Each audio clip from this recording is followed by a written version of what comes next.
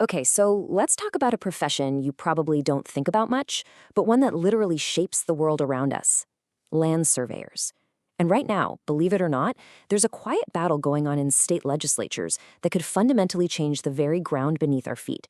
We're talking about everything from the homes we live in to the roads we drive on. So just imagine for a second you get a notice like this in your inbox. The very board that grants your professional license, the thing that lets you do your job, is about to just disappear. Well, for land surveyors in Arizona, this wasn't some hypothetical exercise. It was a very real legislative alert and a serious call to action. And this single notice, it's really just the tip of a much, much larger iceberg. That one alert from Arizona really opens up a fascinating story. We're going to look at the immediate threat they're facing, the political process that's driving all this, and the huge debate at the center of it all. Is regulation a shield or a burden? We'll also dive into the profession's own identity crisis and a demographic time bomb that honestly could affect every single one of us. All right, let's start where this all kicked off, the immediate fight happening right now in Arizona. This timeline really shows you the legislative tug of war that went down.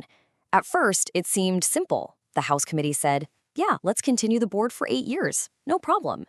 But then a Senate committee pulled out something called a striker bill, which is a wild legislative tactic where they basically hijack an existing bill and replace all the text with something completely different.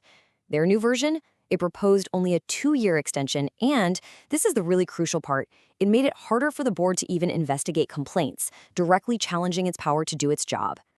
Now, you might be thinking this was some random attack on the board, but it's not. It's actually part of a formal process that happens in states all over the country, a process specifically designed to ask a really tough question: should this government agency even exist anymore? It's called a sunset review, and the whole idea is that government agencies aren't meant to be permanent. Every so often, they have to come up for review, and lawmakers decide if they're still necessary. If they don't get a new lease on life, well, the sun literally sets on that agency. It's terminated, gone. And this is basically how the whole thing works. You've got this whole structured process for deciding an agency's fate. Staff look at criteria, like, does this actually protect public safety? Then they write up a report, and finally, legislators have to vote on whether to continue the board, change it, or get rid of it completely. It's this recurring, high-stakes evaluation. So, as you can see, this whole process forces a really fundamental question to the surface. Are these licensing boards a shield that protects the public, or are they just an unnecessary burden? And there are two very different answers to that question. On one side, you have groups arguing that licensing is a shield. It protects all of us from the dangers of incompetent work by making sure professionals are properly trained. But on the other side, you have critics who argue that these boards can be a real burden. For instance, during a sunset review in Texas, opponents pointed to their surveying board's completely broken enforcement process, where it took, on average, 2 years to resolve a complaint. They also talked about exams that seemed inconsistent and unfair to people trying to get into the profession. To make the stakes crystal clear, trade associations point to some very real-world consequences. We're not just talking about numbers on a page here. A tiny error in a survey can mean a brand new house gets built in the wrong spot and has to be torn down. Or it could mean an off-ramp is built just a little too steeply, creating a serious rollover risk for cars. So the shield, they argue, protects us from some very real, very expensive, and sometimes very dangerous mistakes. And this whole debate over regulation is happening while surveyors are facing a kind of identity crisis. Is what they do a hands-on trade, or is it a highly educated profession? And how we answer that question has huge implications for how and if it should be regulated at all. Take Nevada, for example. Surveyors there fought for over a decade just to be legally recognized as a profession. It all culminated in a law that now requires a bachelor's degree. The key difference, as you can see here, advanced intellectual education, not just manual skill. This wasn't just about semantics. This was a hard-won fight to elevate the standards of the entire field. But then, at the federal level, you have the government doing a complete 180. The Department of Labor suddenly reclassified survey crew members as laborers and mechanics, reversing decades of policy without any public comment. The National Society of Professional Surveyors called it an affront to the surveying profession. It essentially demoted these skilled employees in the eyes of the government. So, as if all of that wasn't enough, this is all happening against the backdrop of a massive, looming problem that almost nobody is talking about. It's a problem that you can really see in the numbers. Just look at this number, 42.2%. In a state like Nevada, that's the percentage of all licensed land surveyors who could retire in the next 10 years, nearly half of the entire workforce.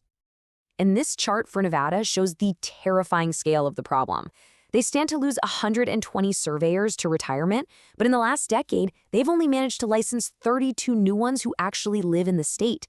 The pipeline of new talent is nearly empty. You don't have to be a math whiz to see that those numbers just don't add up.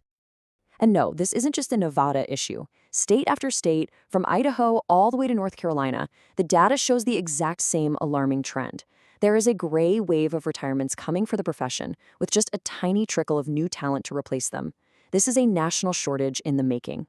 So what you've got is a perfect storm. Legislative threats pushing for deregulation, a fight for professional identity, and a demographic cliff that's getting closer every day. What in the world does this all mean for our future? Well, professionals in the field are pushing for solutions. They're calling for real investment in STEM education to get kids interested early. They're taking a hard look at the need for diversity. I mean, only 2% of licensed surveyors in Nevada are women. That's a huge pool of untapped talent. And they're focused on mentorship and trying to find ways to streamline a licensing process that can take up to a decade. The average age to get a license is 42. Think about that.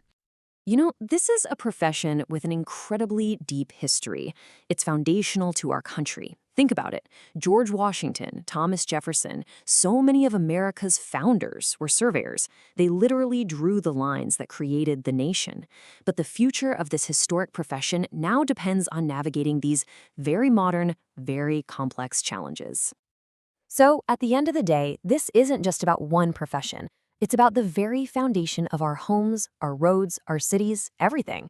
With deregulation looming and the workforce shrinking, it leaves us all with a pretty critical question to think about.